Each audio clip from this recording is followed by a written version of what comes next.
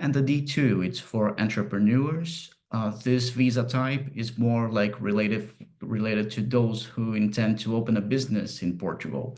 Like if you open a company here and you have a business plan and you can prove to the Portuguese agents that it's like it makes sense like to start this business here and you cause like a good impression.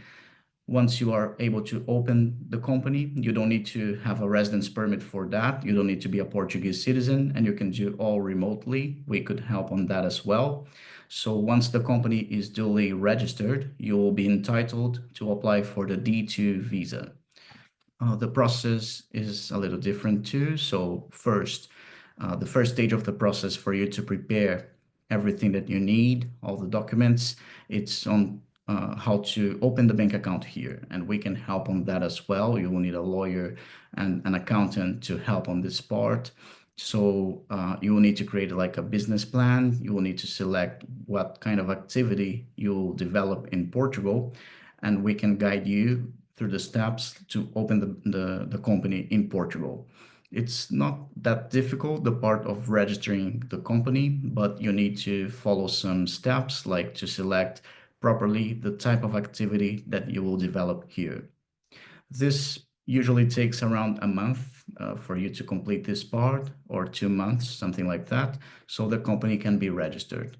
And then the only requirement for the company, the only financial requirement for that, because it can be a brand new company, you don't need to show that you are already receiving money from there. But still, you will just need to deposit the share capital of the company to activate the business bank account. This amount is not high. It's actually something that you can choose. It's usually, you can start with around 1,000 euros, and that will be enough. You will need a valid passport for all of the applicants. The most recent bank statements, the past 3 months at least. If you can add a little more, like 6 months, it's good as well. And here we have one of the most sensitive part of the process. So you need to prove that you already have a proof of accommodation in Portugal for at least 12 months. They expect to see that you were able to secure accommodation in Portugal already for at least 12 months.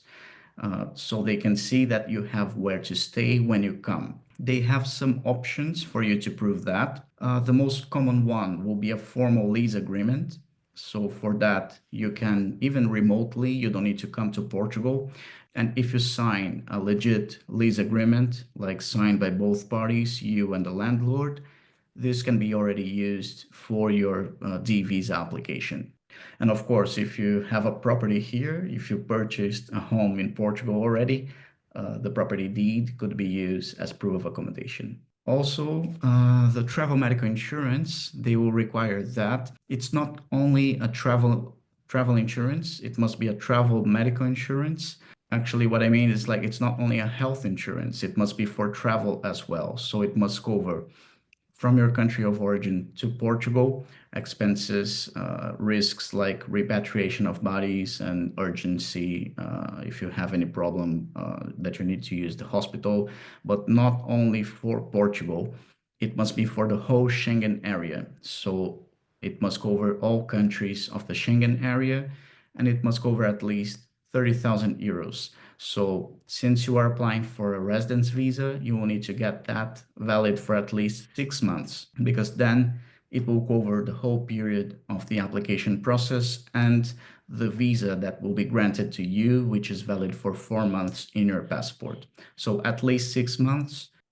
Also, the criminal record certificate is a mandatory requirement for all those who are over 16 years old.